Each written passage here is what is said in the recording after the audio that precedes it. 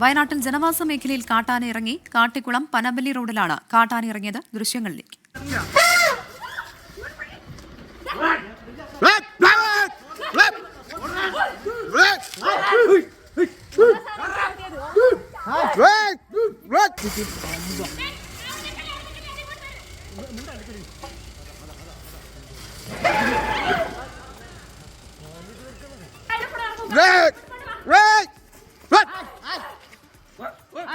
സുർജിത് അയ്യപ്പത്ത് ചേരുകയാണ് വിവരങ്ങളുമായി. സുർജിത്, പതിവായി ഈ റോഡിലേക്കൊക്കെ ഇറങ്ങാറുള്ള ഒരു ആനയാണോ? അക്രമാസക്തനാണെന്ന് ദൃശ്യങ്ങളിൽ നിന്ന് മനസ്സിലാകുന്നുണ്ട്.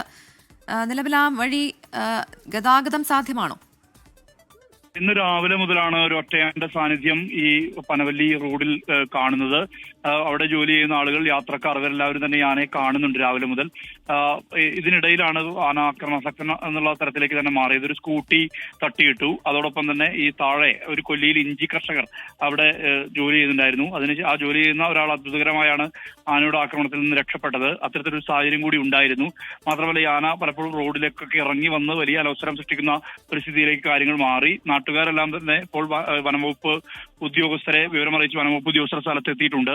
ഇതിനുശേഷം ഇപ്പോൾ ആനയുള്ളത് ഒരു എസ്റ്റേറ്റിന്റെ ഭാഗത്തായിട്ടുള്ള ഒരു പ്രദേശത്താണ് നിലവിൽ ആനയുള്ളത്. ആനയെ മാറ്റാനുള്ള ആ ഒരു ശ്രമം തുടരുകയാണ്. കാരണം വനമേഖലയുണ്ട്. ആ വനമേഖലയിലേക്ക് ആട്ടിവിടാനുള്ള ഒരു ശ്രമമാണ് ഇപ്പോൾ നടന്നുകൊണ്ടിരിക്കുന്നത്. നേരത്തെ കടുവയുടെ എല്ലാം തന്നെ സ്ഥിരം സാന്നിധ്യമുള്ള ഒരു പ്രദേശമാണ് ഈ പനവല്ലി എന്ന് പറയുന്നത്.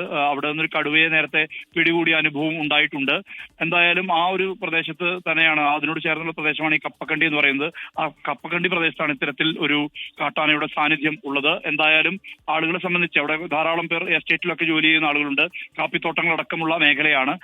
അത് ആളുകളെ ബാധിക്കാനുള്ള സാധ്യതയുണ്ട്. അതാണ് ഒരു പ്രധാന പ്രശ്നമായി നിലനിൽക്കുന്നത്. അതുകൊണ്ട് തന്നെ വേഗത്തിൽ തന്നെ വനംവകുപ്പ് ഉദ്യോഗസ്ഥരുടെ അവരെ വിളിച്ചു വരുത്തി അവിടെ നിന്നും അതിനെ അട്ടിപ്പായിക്കാനുള്ള ഒരു നീക്കമാണ് നടന്നുകൊണ്ടിരിക്കുന്നത്. വനമേഖലയിലേക്ക് വ്യക്തമാണ്. വയനാട്ടിൽ ജനവാസ മേഖലയിലാണ് ഇപ്പോൾ കാട്ടാന ഇറങ്ങിയിരിക്കുന്നത്.